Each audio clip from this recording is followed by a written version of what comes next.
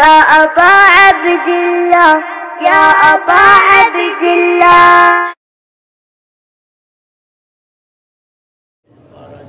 لا حول ولا قوة إلا بالله العلي العظيم. حسبنا الله ونعم الوكيل نعم المولى ونعم النصير. أعوذ بالله من الشيطان الرجيم. بسم الله الرحمن الرحيم. الحمد لله الذي يؤمن الخائفين وينجي الصالحين ويجزع المستكبرين ويهلك ملوكا ويستخلف آخرين. والصلاة والسلام على رسول الثقلين محبوب رب المشرقين والمغربين جد الحسن والحسين نبينا سيدنا بالقاسم محمد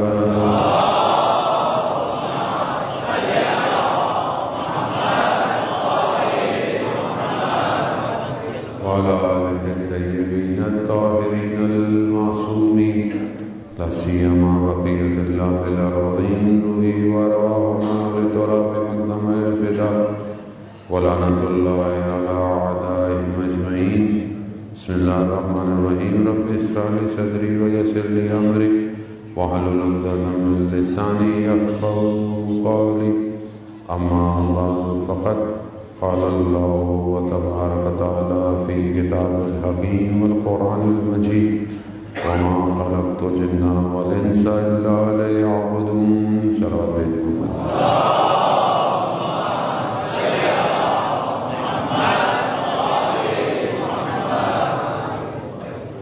عزیزان شہزادی دو عالم ایام فاطمیہ کی مجالس کے سلسلے میں آپ کی خدمت میں حاضر ہوں.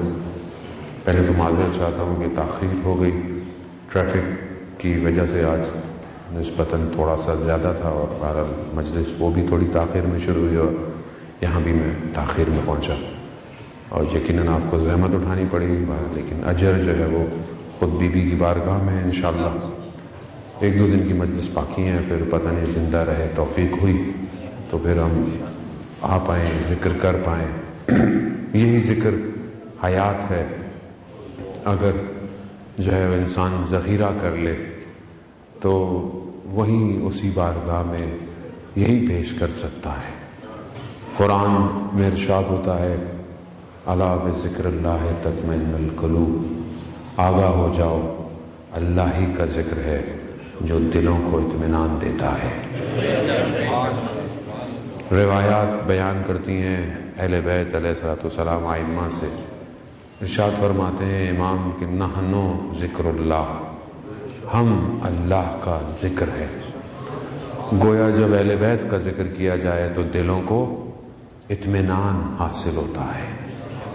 اور یہ واقعاً ہم خوش قسمت ہیں کہ خدا نے ہمیں ایسا در دیا، ایسا دروازہ دیا ہے کہ انسان دنیا کی جتنے بھی سختیوں میں پھنس جائے کوئی اور جگہ نہیں ہے جو اسے آغوش میں لے لے.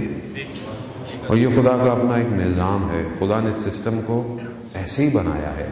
مولا متقیان حضرت علی ابن ابی طالب علیہ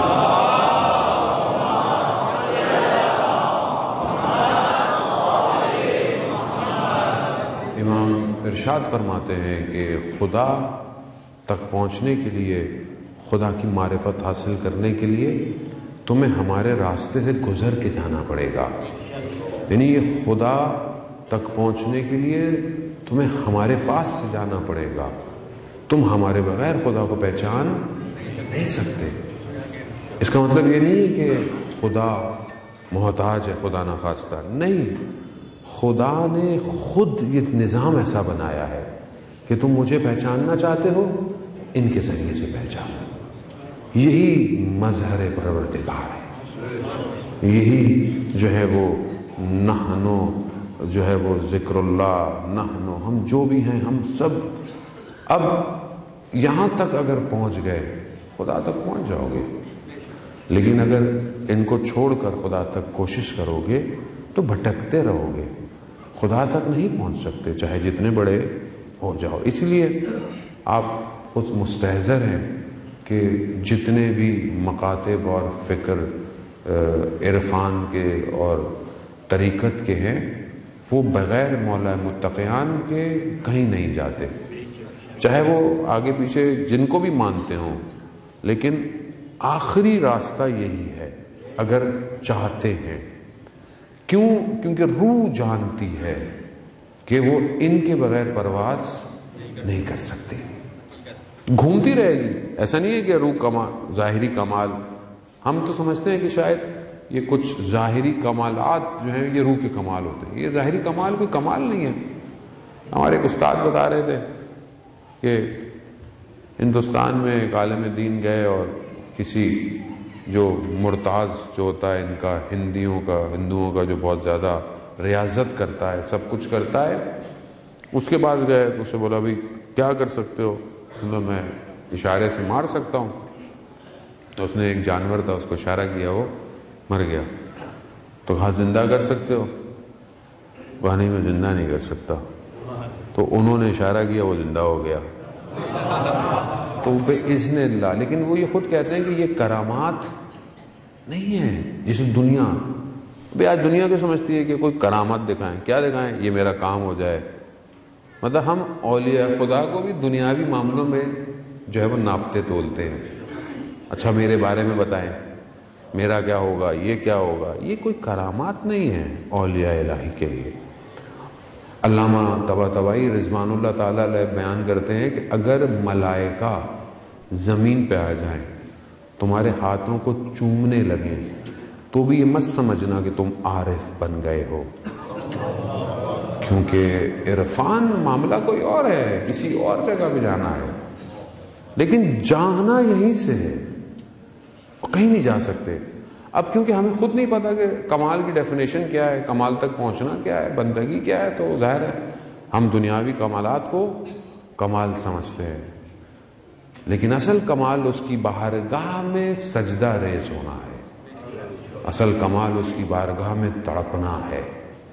ان سے بڑا خدا کو پہچاننے اور درک کرنے والا کوئی نہیں ہے کہ سجدوں کی حالت میں جو ہے مولا متقیان خدا کو پکار رہے ہیں.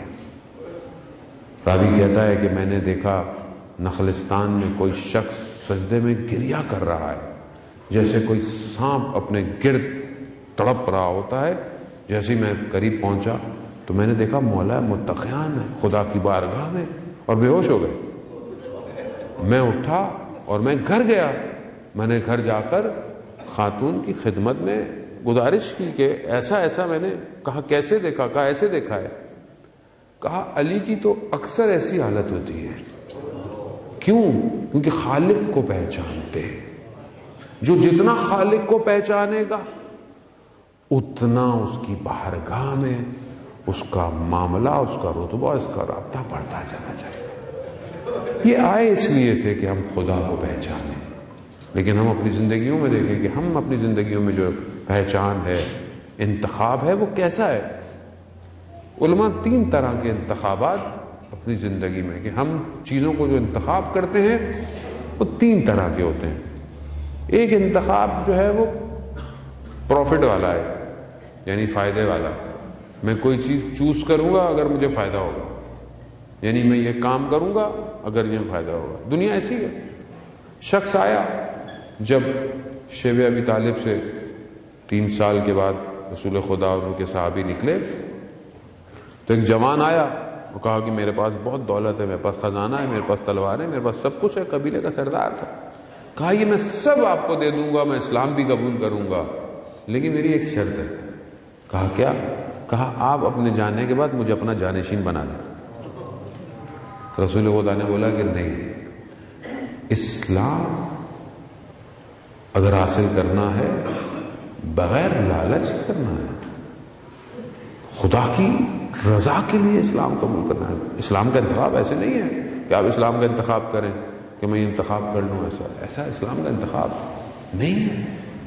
اسی لیے پروردگار نے ایک روایت ہے کہ جس کے اندر پروردگار نے کہ امام فرماتے ہیں کہ انسان کو باقی ساری مخلوقات پر افضل قرار دیا ہے کچھ خصوصیت کی وجہ سے.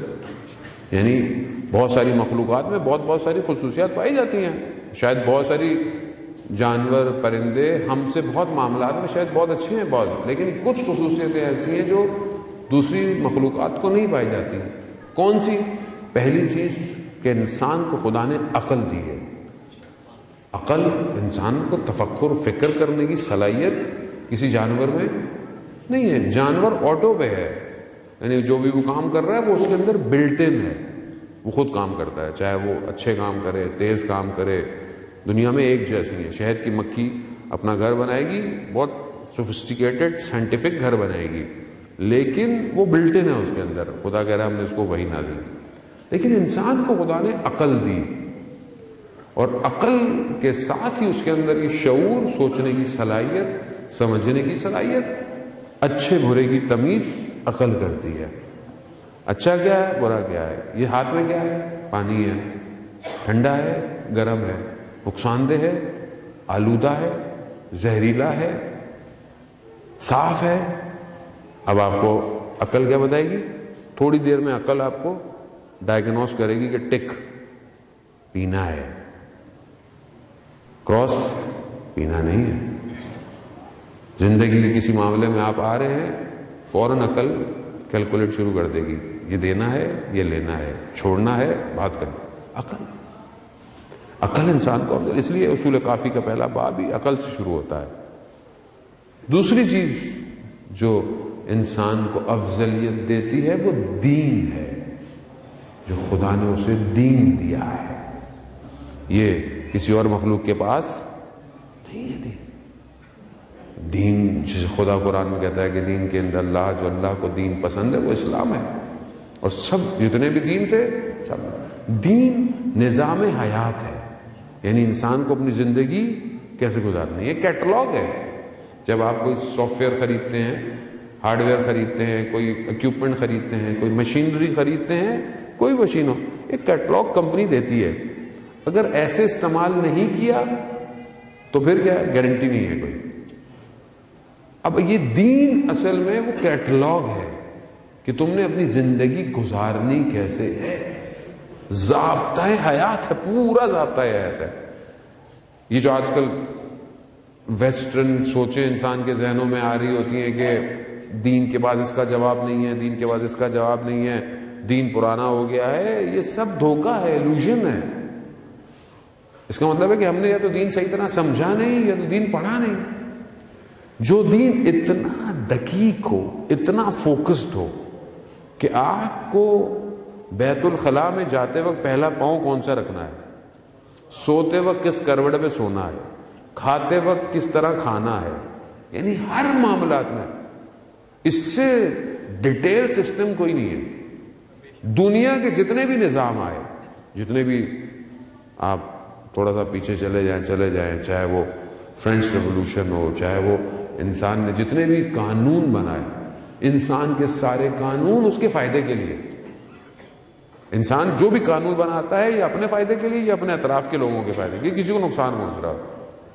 لیکن جو خدا نے قانون بنایا ہے وہ انسان کو خلق کر کے قانون بنایا ہے. خدا جانتا ہے اس کو کیا چیز اچھی لگتی ہے، اس کو کیا چیز بری لگتی ہے، کیا اس کو نقصان دہ ہے، کیا اس کے لیے اچھے ہے. دنیا کی کوئی مشین انسان کے وجود میں حسد کی پرسنٹیج نہیں بتا سکتی، کینے اور بغض کو نہیں بتا سکتی کہ اس کے اندر کتنے لوگ مریض جاتے ہیں ڈاکٹروں پہ. یہ تو آپ ڈاکٹروں پہ جاتے رہتے ہیں، انسان ڈاکٹر بھی شاید بیٹھے ہوئے ہوں گے یہاں، سائیکیٹرسٹ بھی ہوں گے. شخص آتا ہے، کوئی آتا ہے مریض ہے، مشکل میں ہے، چیک اپ ہوتا ہے، blood test, C T scan, sonography, کوئی بیماری نہیں ہے اس کو، سب ٹھیک ہے، لیکن وہ کہہ رہا ہے میں مریض ہوں. اب دنیا کی کوئی چیز دل کو اسکین نہیں کر سکتی کہ اس کو مرض کیا ہے سوائے اسلام کے. اسلام بتا سکتا ہے کہ اس کو کیا مرض ہے. اسی لیے پروردگار نے قرآن میں ارشاد فرمایا کہ ہم نے جو انبیاء بھیجے ہیں وہ یزکیہم، تاکہ تمہارا تزکیہ کرے، تمہیں پاک کرے. کوئی اور تمہیں پاک نہیں کر سکتے تمہاری اندر کی گڑبڑ کو. اب یہ اسکینر کیسے پتا چلے گا؟ یہ اولیاء خدا یہ بعض اوقات انسان کو دیکھ کے بتا دیتے ہیں کہ اس کے حالات کیا ہے. کیونکہ جب انسان کینہ اور بغض رکھتا ہے وہ آرام سے نہیں بیٹھ سکتا. انسان حسد کرتا ہے, انسان غیبت کرتا ہے, انسان کسی سے کوئی اندر کٹھن رکھتا ہے, یہ انسان کو کئی بیماریوں میں مبتلا کر دیتی ہے. اور آج معاشرہ زیادہ تر انہی چیزوں میں مبتلا ہے عزیزان محترم, کیونکہ ہم اپنی مرضی سے دین کو سمجھ ہی نہیں پا رہے. دین ہم نے اپنی مرضی کا رکھا ہوا ہے, یعنی جتنا مجھے فائدہ ہے میرا اتنا دین ہے. اور عجیب دور آ گیا ہے. پہلے تو ہوتا تھا کہ یا آدمی برا ہے یا اچھا ہے, تیسری چیز نہیں ہوتی تھی. ابھی مشکل یہ ہو گئی ہے کہ ظاہری دیندار ہے, ظاہراً طور پہ دیندار ہے, داڑھی بھی رکھی ہوگی, تسبیح بھی ہاتھ میں ہوگی, انگوٹھی بھی ہاتھ میں ہوگی, زیارتوں میں بھی جا رہا ہوگا, حج بھی کر کے آیا ہوگا, لیکن دھوکہ, حق کھانا, چوری, خواتین باحجاب با پردہ سب کچھ دین, لیکن غیبت, خاندان میں اختلاف. آپ کرا کے دیکھ لیں, آپ دیکھ لیں معاشرے میں مارکس کی تو باتیں کر نہیں رہے جو آپ کو سمجھ میں نہیں آئے گی. ظاہری طور پر اتنی دین کی بندہ باتیں کرے گا, آپ بولیں گے یار اس سے تو بڑا دینداری کوئی نہیں, اس سے تو بڑا امام زمانہ کو ماننے والا کوئی نہیں. لیکن جہاں آپ اس سے کوئی معاملہ کریں گے زندگی میں آپ کو لگے گا یہ تو جھوٹ ہے, دھوکہ ہے, کیونکہ ہم دین اپنے فائدے کے لیے استعمال کر رہے ہیں. اور یہ بہت خطرناک ہے. اس لیے امام حسین علیہ السلام ارشاد فرماتے ہیں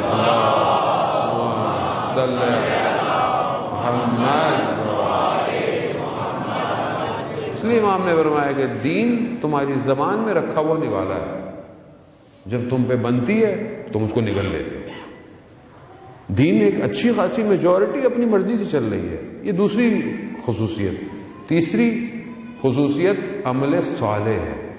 یہ انسان کو عطا ہوا ہے کہ جو نیک عمل ہے وہ کوئی اور مخلوق نہیں کر سکتی. عمل صالح کرنا یہ انسان کی خصوصیت ہے.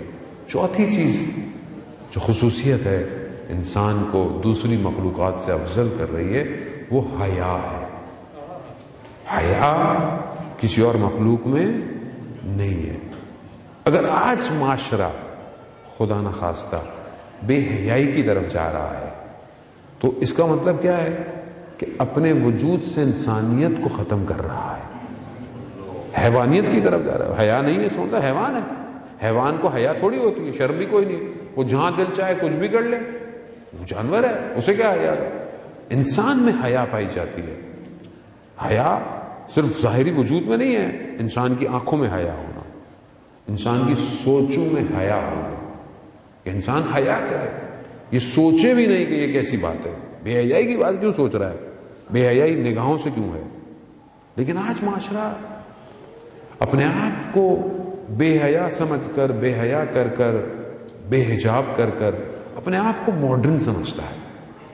اور میں آپ کو یہ اور المیہ بتاؤں کہ آج حجاب بھی بہت سی جگہوں پہ فیشن ہو گیا ہے. وہ اچھی بات ہے, چلے کسی بہانے سے چلو انسان اپنے ظاہر کو کور تو کرتا ہے, لیکن ریکوائرڈ جو ہے وہ اندر کا حجاب ہے کہ انسان اپنے اندر سے باحجاب ہو. آج جوان بچے اور بچیاں ظاہر میں ماشاءاللہ اچھے ہیں, شکر ہے کہ ظاہر بھی اچھا ہے, نہ ظاہر بھی عجیب سا ہو تو آپ کیا کریں گے, ظاہر اچھا ہے, لیکن اپنی تنہائی اپنی خلوت میں حیا نہیں ہے. انسان عجیب حدیث ہے, حدیث کتنی عجیب, اللہ اکبر, کہ انسان کہیں بیٹھا ہو خلوت میں, چھوٹا بچہ جس کو سمجھ بھی نہیں آتا اس کی وجہ سے حیا کرتا ہے, گناہ نہیں کرتا. چھوٹا بچہ بیٹھا ہو, انسان اس کی وجہ سے گناہ نہیں کرتا, لیکن خدا کو اس چھوٹے بچے کے بھی برابر نہیں سمجھتا اور اپنی خلوت میں گناہ کرتا ہے. المیہ نہیں ہے. اس کا مطلب ہے کہ حیا وجود میں ہونی چاہیے. اور آج سوشل میڈیا نے تو برباد کر دیا. میں آپ کو ممبر سے بیان نہیں کر سکتا جو لوگ ہمیں مشکلات بتاتے ہیں کہ کیا کریں مولانا, کیا کریں, گھر برباد ہو گئے. کیونکہ حیا نہیں رہی نا، ایکسس ہو گیا. پہلے کسی کے گھر کا دروازہ کھلا ہوتا تھا، کوئی گزرتا تھا، حیا کرتا تھا گھر میں جھانکنے سے کہ غلطی سے کھلا رہ گیا دروازہ، لیکن ہو سکتا ہے کوئی گھر میں بھیجا. حیا. احکام فقہ کے ہیں کہ اگر آپ اپنے چھت پہ جائیں تو اپنے ہمسائے کو بتا کے جائیں یا آواز دے کے جائیں. کیوں؟ تاکہ کوئی اپنے گھر کے اندر کسی حالت میں ہو سکتا ہے حجاب میں نہ ہو. حقوق ہیں عزیزان، حقوق الناس ہے کہ اگر کسی کی کھڑکی کھلی ہوئی ہے اور اگر وہ گھر میں خدا نہ خواستہ وہ بے حجاب ہے اپنے کاموں میں، اس کو پتہ نہیں ہے اور آپ کو نظر آ گیا، حقوق ہے. اگر آپ نے اس کو دیکھا، قیامت میں حق ادا کرنا پڑے گا. یعنی کیا؟ یعنی آپ کے اپنے اندر حیا ہونی چاہیے. یہ دور تھا پہلے. اب کون سا دور ہے؟ آئیے، اب تو در و دیوار ہی نہیں ہے. اب تو ہم ویسے بھی جس کارپوریٹ ورلڈ میں رہ رہے ہیں کوئی حدود ہی نہیں ہے. اور جب سے یہ اپلیکیشن آئی ہیں، یہ سافٹ ویئر، یہ فیس بک، یہ انسٹاگرام، یہ تو اب گھر کی دیواریں گر گئی ہیں اور سب کچھ اب فیس بک کی دیوار پہ ہوتا ہے. باحجاب لوگ، متدین لوگ، اتنا نفس کمزور ہو گیا ہے. میں کیا بتاؤں آپ کو، شادی شدہ لوگ گھر برباد ہو رہے ہیں. جانے محترم، یہ آپ کی ذمہ داری ہے کہ آپ اپنے بچوں کو نوٹ کریں کیا کرتے ہیں یہ راتوں کو بیٹھ کے. کیوں انٹرنیٹ کے موبائلوں کے پیکیجز اتنے سستے ہیں؟ رات کو ساری رات 5 روپے میں ساری رات بات کریں. کس سے بات کرے گا یہ رات کو؟ آپ کی ذمہ داری ہے. ویسے بھی ابھی سب کچھ آن لائن ہے تو آپ اپنے بچوں کی تربیت کریں، خود اپنی تربیت کریں پہلے انسان. معاشرہ برائیوں کی طرف جا رہا ہے صرف ایک حیا ختم ہونے سے معاشرے کے اندر. اس کو سمجھیں، اس کی وجہ سے گھر برباد ہو رہے ہیں. ڈائیورس کا ریشو بڑھ گیا اسی وجہ سے. لوگ احتیاط نہیں کر رہے، لوگ کرنے بڑھ رہے. یہ 4 چیزیں انسان کو افضل کرتی ہیں. پہلی چیز جو میں نے آپ کی خدمت میں کی، انتخاب. پروفٹ نہیں ہونا چاہیے خاص طور پہ دین کے لیے. دنیا کے کام کریں آپ، لیکن دین نہیں، دین کا انتخاب نہ ہو. دوسرا انتخاب جو علماء بیان کرتے ہیں وہ خوف کی وجہ سے. کچھ لوگوں نے خوف کی وجہ سے کام کرتے ہیں اپنی زندگیوں میں. خوف ہے. کچھ لوگوں کو اس زمانے میں خوف تھا کہ جان نکل جائے گی، چلو اسلام کر لو، قبول کر لو. یا مثلا ہم انتخاب کریں کس کی وجہ سے کہ ہمیں جو جہنم کا خوف. اچھی بات ہے، جہنم کا خوف ہونا بری بات نہیں ہے، اچھی بات. لیکن بہرحال خوف کی وجہ سے انسان زندگی میں انتخاب کرتا ہے.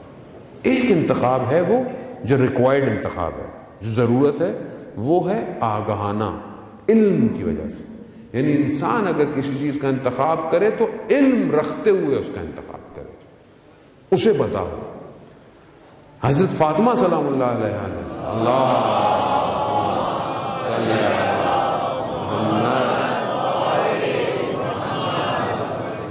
بیوی نے جو اپنی زندگی میں کچھ انتخابات کیے.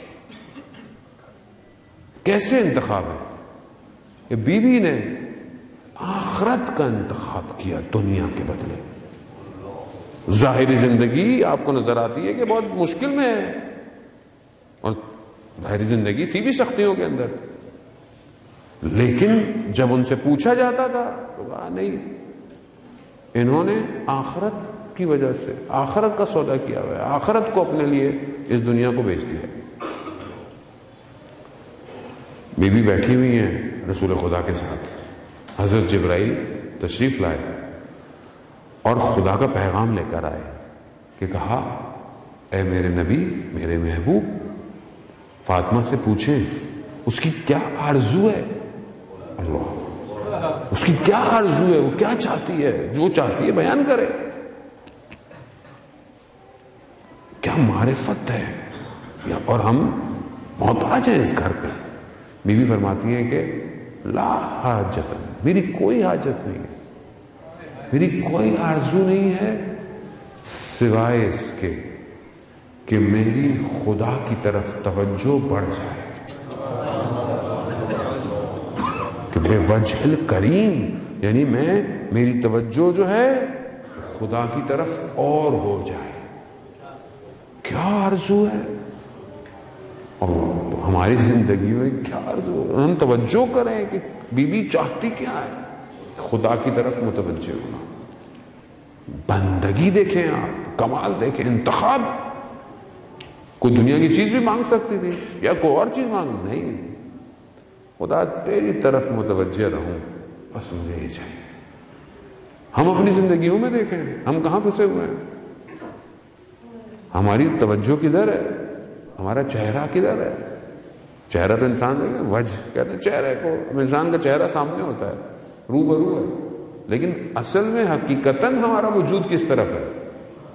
کیا ہم متوجہ ہیں اس خالق کی طرف یا نہیں. آیت العظمہ بہجت رضوان اللہ تعالیٰ علیہ ارشاد فرماتے تھے کہ اگر کسی کو خدا کے وجود کا احساس ہو جائے تو وہ کبھی بھی گناہ نہیں کرے گا. یعنی آپ کو احساس ہو, ایک جگہ بیٹھے ہیں اور کمرے میں کیمرے لگے ہوئے ہیں اور آپ کے پاس کاؤنٹر ہے, آپ پیسے لے رہے ہیں, جو کاؤنٹر ہوتا ہے کوئی بھی نہیں ہے, کیمرہ لگا, آپ 1 روپیہ بھی نہیں غائب کریں گے. کیوں؟ کوئی دیکھ رہا ہے.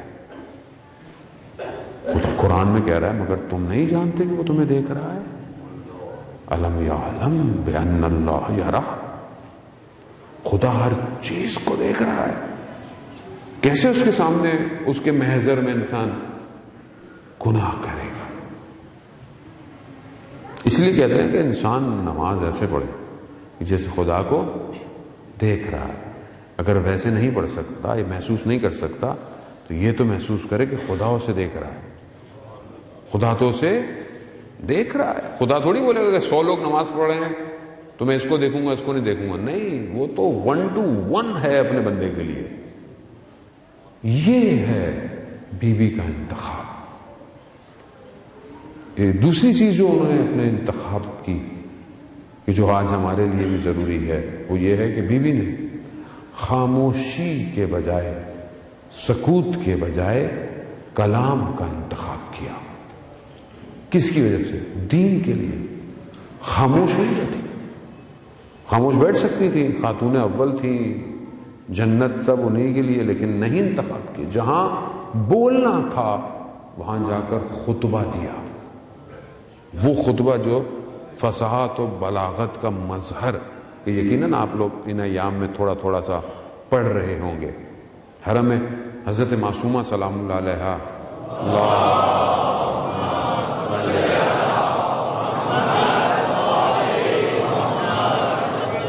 حرم میں حضرت معصومہ نے اس دفعہ کوشش کی ہے کہ ڈیلی 4 لائنیں, 5 لائنیں اس خطبے کے اردو کے اندر بھی جو ہے وہ براڈ کاسٹ کی جائیں, تو انسان تھوڑا تھوڑا پڑھے, کیونکہ یہ خطبہ بہت بلیغ خطبہ ہے. انشاءاللہ فرصت کبھی ہوئی تو اس پہ کچھ فراز سے گفتگو کریں گے. یہ انتخاب کیا انہوں نے, خاموش نہیں رہے. اور وہ چھوٹا سا گھر مسجد نبوی کے برابر میں, کوچہ بنی ہاشم کا, ظاہراً چھوٹا سا ہے, لیکن اسلام کی بقا اسی گھر کے اندر ہے. اسی ایک گھر نے ایسے لوگوں کا انتخاب کیا کہ اسلام انہی سے نشأت لے رہا ہے. اب وہ چاہے کوئی بھی معاملہ ہو زندگی کا دینے کا, ہم اپنی طرف توجہ کریں. عزیزان محترم, ہم آج اپنی زندگیوں میں ہم اپنے آپ کو کتنا سستا بیچتے ہیں. یہ آپ کا, میرا اپنی مرضی ہے, میرا آپ کا اپنا انتخاب ہے کہ کیا میں اپنی زندگی میں جب پھنستا ہوں تو میں ایک حرام کے بدلے, ایک زبان کے بدلے اپنے آپ کو بیچ دیتا ہوں یا نہیں بیچتا. میں کیسے اپنے آپ کو ٹیون کروں کہ میرے انتخاب بھی وہی بن جائیں جو اس گھر کے انتخاب تھے, تاکہ میں ان کے قریب ہوں. آج جمعے کا دن, متوقع ظہور کا دن, میں آج کے دن امام کی زیارت پڑھی. آج جو جمعے کی زیارت ہوتی ہے, ایک ہی دن ہوتی ہے نا امام کی زیارت, تو کتنی بڑی زیارت ہے. میرے خیال میں 5 منٹ زیادہ ہیں, 2-3 منٹ لگیں گے اگر آپ زیارت پڑھیں. پورے ہفتے میں میرے پاس 3 منٹ ہیں, 2-4 منٹ ہیں کہ میں اپنے وقت کے امام کی زیارت پڑھوں. اس کا مطلب ہے کہ میں نے امام کا انتخاب نہیں کیا اپنی زندگی میں. حالانکہ یہ تو بہت چھوٹی سی چیز ہے، مطلب کوئی اتنی بڑی چیز نہیں ہے. آپ اگر ہفتے میں تھوڑی بھی ایک زیارت پڑھنی ہے امام کی، بس، اور کیا. لیکن مجھے لگتا ہے کہ یہ تھوڑی دیر بھی امام نہیں ہے میرے پاس. تو پھر میں کیسے بی بی کے اطاعت کروں گا کہ جنہوں نے اپنی پوری زندگی اپنے امام کے لیے قربان کر دی. امام کے لیے قربان کی نا. اور امام، ان کو کیا محل چاہیے تھے، ان کو باغ چاہیے تھے. اصل میں سب مسئلہ امامت کا تھا. جو اپنا سب کچھ دے دیں، جو ہر شب سائل کو دے دے پورا گھر، وہ باغ ان کو زمین دے گی کچھ. اصل مسئلہ امامت کا تھا. آج امام میری زندگی میں کہاں ہے؟ آج میں امام کو یاد کرتا ہوں، امام کے لیے تڑپتا ہوں، یا امام کے لیے کوشش کر رہا ہوں کہ نہیں کر رہا. لیکن میں بعض اوقات خود محسوس کرتا ہے انسان کہ انسان پھنسا ہوا ہے کہیں نہ کہیں چھوٹی چھوٹی چیزوں میں. ملا مہدی ناراکی کے جو والد تھے، ملا احمد ناراکی، جنہوں نے کتاب جو ہے وہ معراج السادہ کتاب یقیناً آپ لوگوں نے پڑھی ہوگی. معراج السادہ اردو میں ترجمہ ہو چکی ہے. اخلاق کی کتاب ہے. اگر آپ چاہتے ہیں کہ اخلاق کے بارے میں پڑھنا، معراج السادہ کتاب. یہ کتاب اصل میں خلاصہ ہے جو ہے وہ جامع سعادہ کا، جو عربی میں لکھی گئی. ان کے والد نے لکھی تھی کتاب. یہ جب کتاب انہوں نے لکھی تو یہ کتاب بہت مشہور ہو گئی، معروف ہو. بہت زبردست کتاب تھی، اور نجف کے حوزے کے اندر بھی بہت معروف تھی. تو جب یہ نجف آئے تو علماء ان سے ملنے آئے، کہ کتاب مشہور ہو گئی تھی تو ان کی شخصیت سے لوگ ملنے آئے. اگر کوئی نہیں آیا تو ایک عالم نہیں آیا ملنے، اور وہ سید مہدی بحر العلوم، جو بہت بڑے عالم تھے اپنے زمانے کے، کہ جن کے بارے میں شیخ عباس، شیخ کمی، جو کہ کم المقدسہ میں دفن ہے، وہ کہتے ہیں کہ ان سے کہ میں اور آپ دونوں ساتھ پڑھتے تھے، لیکن آپ کے پاس یہ اتنا خاص کیا ہے اور یہ کیسے ہے کہ جو میرے پاس نہیں ہے. تو کہتے ہیں انہوں نے اپنے لبوں کو ہلاتے ہوئے خاموشی سے کہا، آہستہ سے، کہ کیوں نہ ہو جسے وقت کے امام نے اپنے سینے سے لگایا ہو، کیوں نہ ہو اس کے پاس. تو یہ ملنے نہیں آئے، سب ملنے آئے. تو انہوں نے کہا کہ میں خود ملنے جاتا ہوں. تو یہ جانے لگے تو لوگوں نے کہا کہ آپ کہاں جا رہے ہیں؟ آپ ان کو آنا چاہیے تھا، آپ کیوں نہیں آ رہے؟ کہا نہیں، کوئی فرق نہیں پڑتا، میں چلا جاتا. یہ گئے، درس دے رہے تھے، بیٹھے جا کے. درس ختم ہوا، سلام کیا، وہ انہوں نے توجہ نہیں دی، پھر چلے گئے. تھوڑے دن اور گزر گئے، انہوں نے کہا میں پھر جاتا ہوں. تو اطراف میں تھے، انہوں نے بولا آپ پہلے بھی گئے تھے، کافی ہے. کہتا نہیں، میں دوبارہ سید ہے. یہ پھر پہنچے، پھر وہ درس دے رہے تھے، درس ختم ہوا، وہ اٹھ کے چلے گئے، یہ بھی چلے گئے. یہ پھر زیارتوں پہ کربلا، سامرا، کاظمین کر کے واپس نجف آئے. تو انہوں نے کہا کہ میں واپس جا رہا ہوں، تو میں ایک اور دفعہ. تو جو اطراف میں تھے کہنے لگے بس کر دیں، اتنا انسان آپ کو وہ توجہ ہی نہیں دے رہے ہیں، اور آپ جو ہے وہ جائے جا رہے ہیں. انہوں نے کہا نہیں، کوئی بات نہیں. یہ جیسے ہی چلنے لگے تو سید کو پتہ چل گیا کہ یہ آ رہے ہیں. تو کہتے ہیں کہ ننگے پاؤں کوچے تک آ کر انہیں لینے آئے اور آ کر بٹھایا، اور پھر گفتگو کی، اور پھر ان سے کہا کہ آپ پوچھیں گے نہیں کہ آپ پہلے آئے تھے 2-3 دفعہ، میں نے آپ پہ توجہ نہیں دی. کہا نہیں، کیوں؟ کہا میں دیکھنا چاہتا تھا کہ جو کتاب اخلاق کی آپ نے لکھی ہے وہ اخلاق آپ میں پایا جاتا ہے یا نہیں. اب انسان ظاہر میں تو کتنا ہوتا ہے کہ میں ایسا، لیکن جب انسان فیس کرتا ہے سارا اخلاق بہ جاتا ہے. اللہ، یعنی کتنا آدمی ہوتا ہے، لیکن جب کسی سچویشن میں گھرتا ہے، کہیں غصہ آ گیا، کہیں کچھ آ گیا، آپ کہتے ہیں یہ وہی شخص تھا، یہ واقعاً اخلاق کے مظہر تھے. یہ ظاہراً چھوٹی سی بات ہے، لیکن ہمارے اندر نہیں ہے. اب یہ چھوٹی چھوٹی چیزیں ہی انسان بناتی ہیں. انسان ایسے ہی بنتا ہے، درگزر سے، تواضع سے، جھکنے سے، عزت سے، کہ میں نے آپ کی پہلے بھی خدمت میں عرض کیا. ہم اپنے وجود کو کہتے ہیں عزیزان محترم وقت کا امام. وقت کا امام ہمیں بولا ہے. بہرحال وقت بہت تیزی سے اپنے جو ہے وہ ثانیوں کو اور دقیقوں کو طے کرتا ہوا. جب بھی میرے زبان سے دقیقے کا لفظ نکلتا ہے، مجھے مرحوم خدا ان کے درجات بلند کرے علامہ طالب جوہری ایک صلوات پڑھ کر ان کی روح کو بخشے.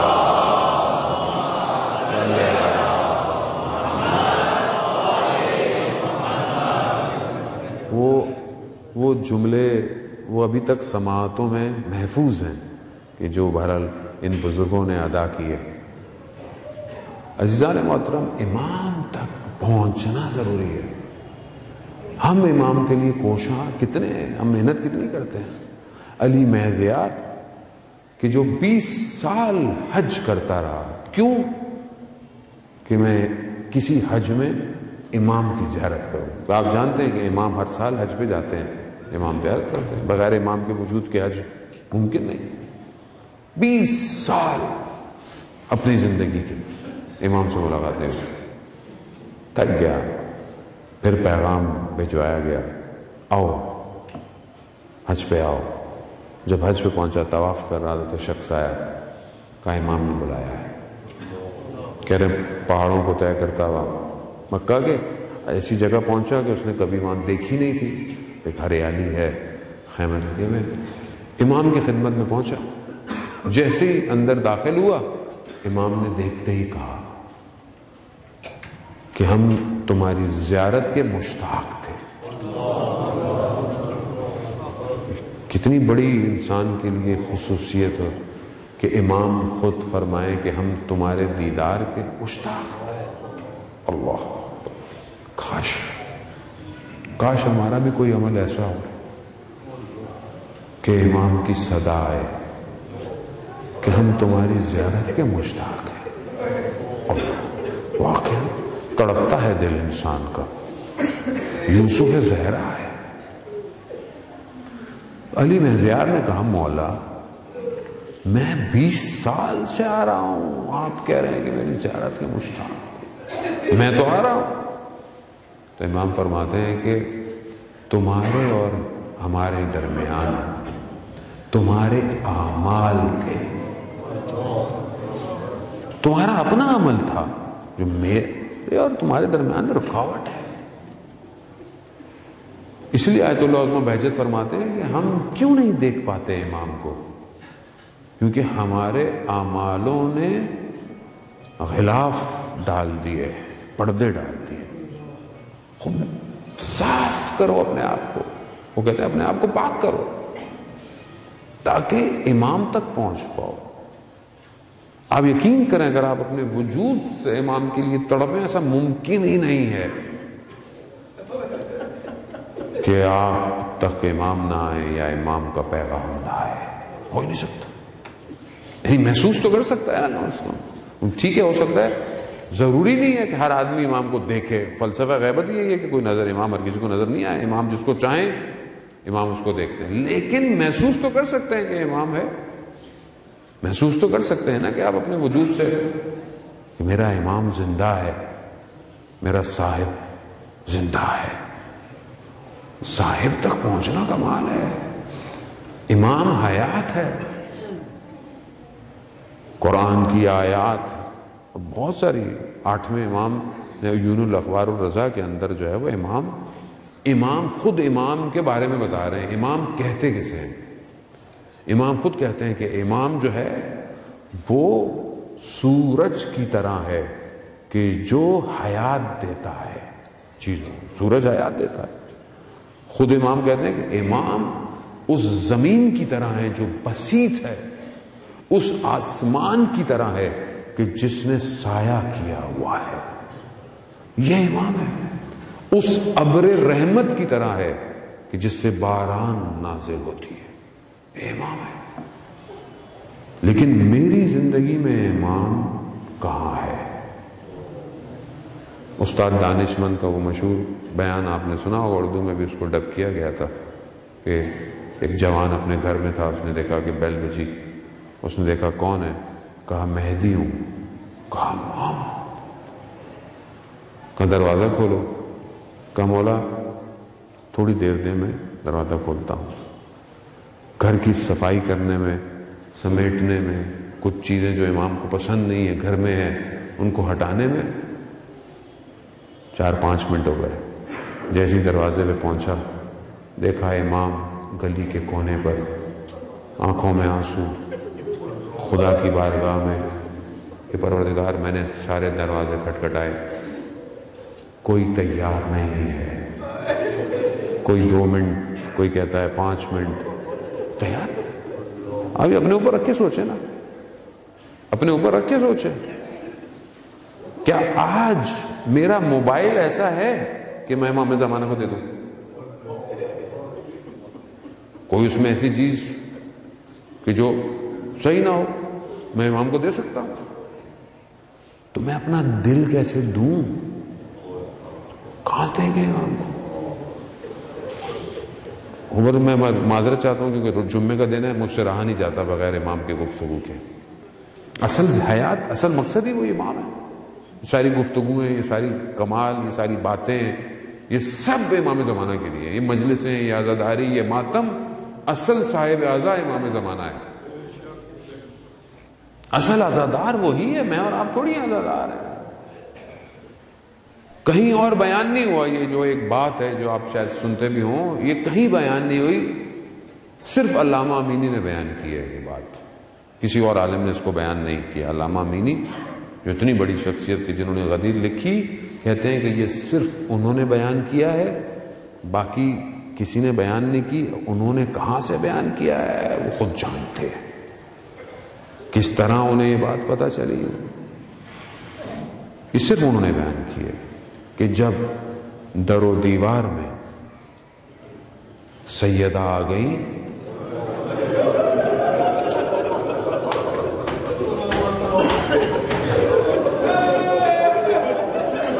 تو بی بی نے کہا ہے یا مہدی،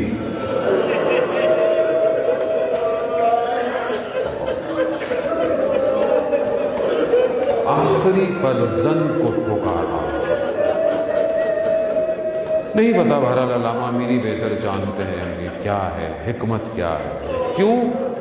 کیونکہ جانتی ہیں کہ یہی میرا فرزند آئے گا جو نجات دے گا سب کو۔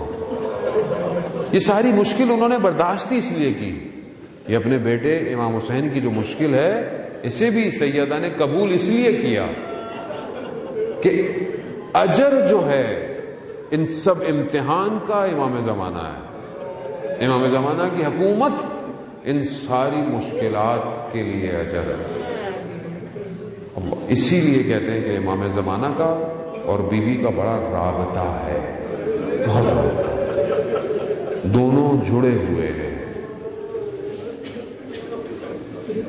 میں اپنا آپ کو تجربہ بہرحال بتاتا ہوں کہ جب بھی اپنے آپ کو روح کو میں نے کہیں پھنستے ہوئے پایا کسی جگہ پر، سوائے بی بی کے مجھے کوئی اور شخصیت نہیں ملی کہ جو مجھے پھنستے ہوئے کو باہر نکالے۔ حتیٰ کبھی میں نے محسوس کیا کہ میری آنکھوں میں آنسو کم ہو گئے ہیں، آپ یقین کریں آنکھوں میں آنسو نہیں ہے، میں نے بی بی سے توسل کیا، یا سیدہ غلطی ہو گئی، یقیناً غلطی ہو گئی ہے، گناہ ہو گیا ہوگا، کوئی کوتاہی ہو گئی ہوگی، لیکن آپ کو آپ کے فرزند کا واسطہ کہ آنسو اٹھنا چاہیے،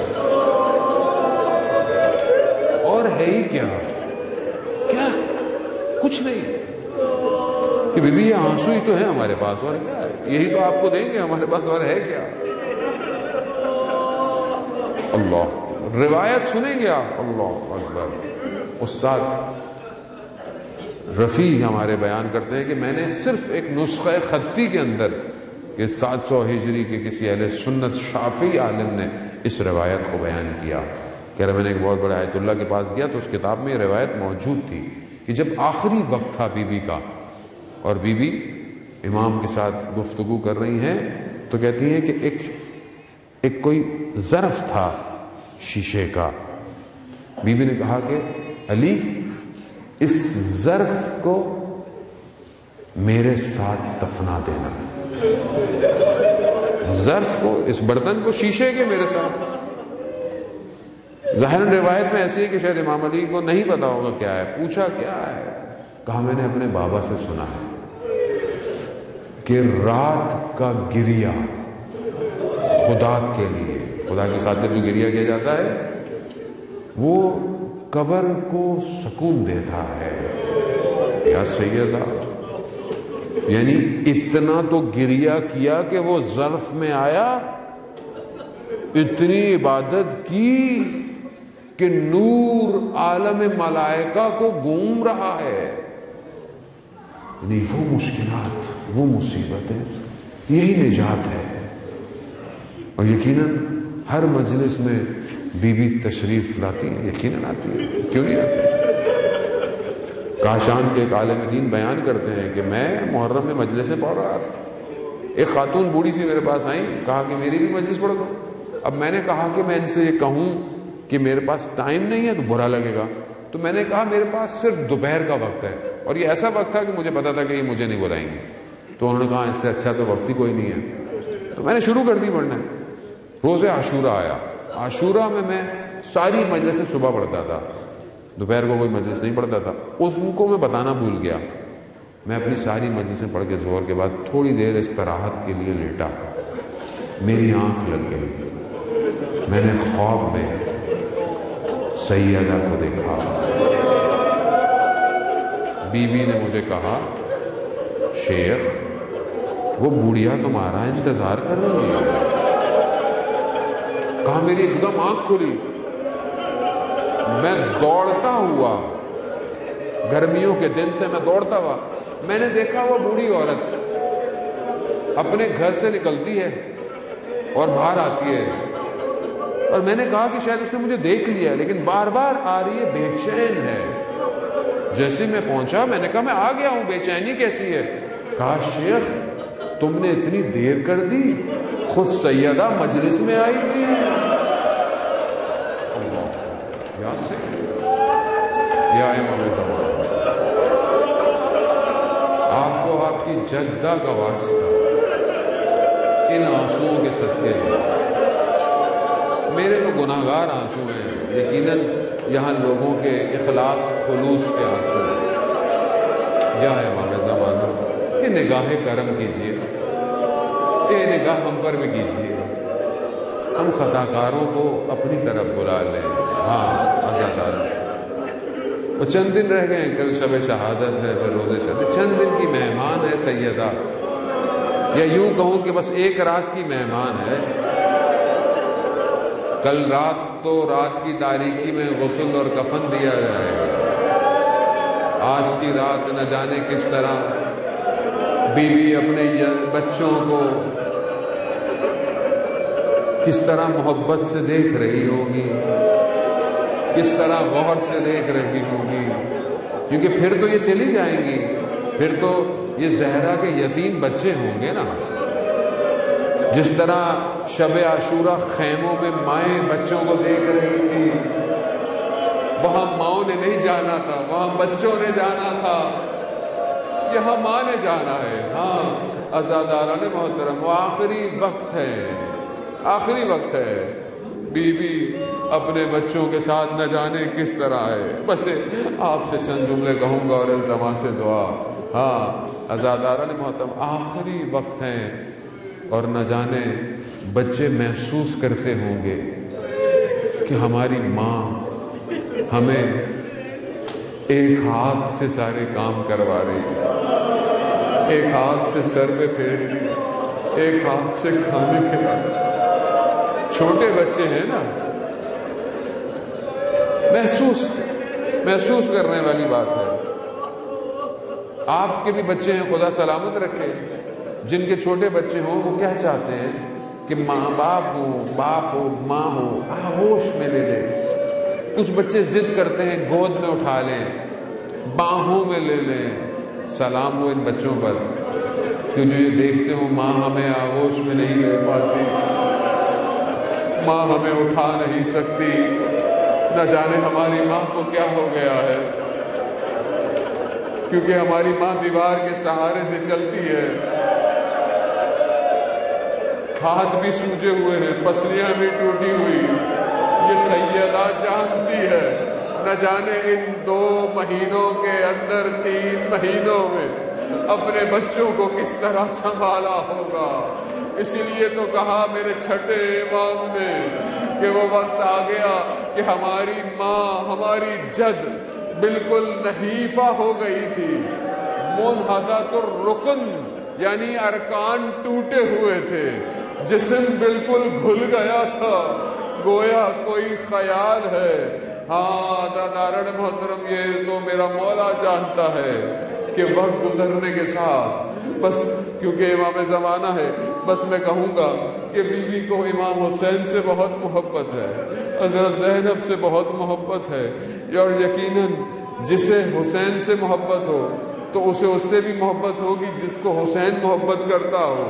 وہ کوئی اور نہیں ہے، وہ حضرت عباس ہے. وہ ہم جانتے ہیں کہ کس طرح امام حسین کی محبت کو حضرت عباس نے کیا. یقیناً حضرت عباس بھی سنتے ہوں گے نا اپنی جدہ کے مصائب، تو عباس جیسا جاہو جلال کیسے صبر کرتا ہوگا یہ ہم نہیں جانتے، نہ کہیں بیان ہوا، نہ کوئی بیان کر پایا. لیکن حضرت عباس کی حسرت تو ہوگی کہ میں بھی اپنی ماں تک پہنچوں. تو ہو سکتا ہے کہ روز عاشورہ جب حضرت عباس گرے ہوں تو یقیناً جب سب شہیدوں کی قبروں پہ آئی تو فرزند عباس پہ بھی ضرور آئی ہوگی. ہاں لیکن جب عباس گرے نا تو عباس جانتے تھے کہ ہماری اس جد کو امام حسین سے بہت محبت تھی.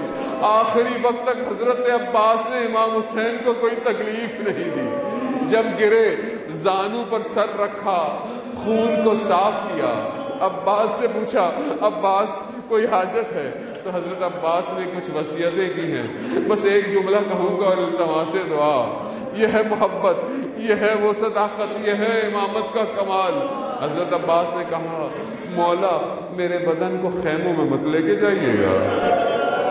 ہو سکتا ہے سوال آئے کہ عباس پانی لینے گئے تھے، بغیر پانی کے خیموں بھی نہیں جانے چاہتے.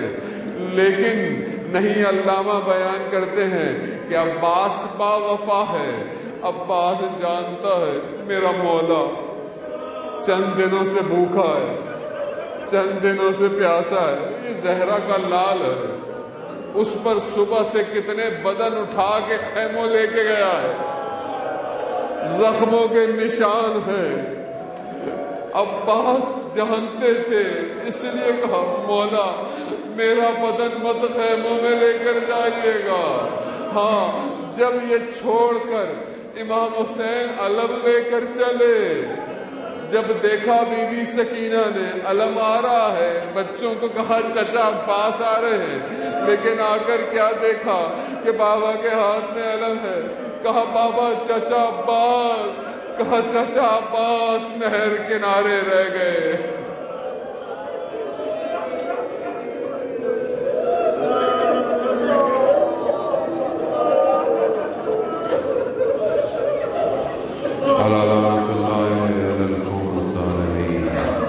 وسيعلم الذين ظلموا أي منقلب ينقلبون. پروردگار ہماری اس عبادت کو اپنی بارگاہ میں قبول فرما. امام زمانہ کے ظہور میں تاجیل عطا فرما، ہمیں ان کے ناصروں، ان کے مددگاروں کا شمار فرما. پروردگار جو حاضرین مجلس ہیں ان کی جائز خواہشات کو پورا فرما. جو بیمار ہیں، جنہوں نے کہا ہے حاضرین مجلس میں، جن کے کسی کے رشتہ دار ہیں، کسی کے والدین ہیں، جو بھی مریض ہیں، بی بی سیدہ کے صدقے میں، حضرت عباس کے کٹے ہوئے بازوؤں کے صدقے شفا کاملہ عطا فرما. پروردگار ہمیں مسلمانوں کو جان مال عزت آبرو کی حفاظت فرما. پروردگار ہمیں حج عمرہ اور زیارات کی توفیق عطا فرما. ہمارے ملک وطن عزیز پاکستان کو عزت اور استحکام عطا فرما، ہمیں آپس میں محبت بھائی چارگی کے ساتھ رہنے کی توفیق عطا فرما۔ اللہم ارزقنا زیارت فی الدنیا و شفاعت۔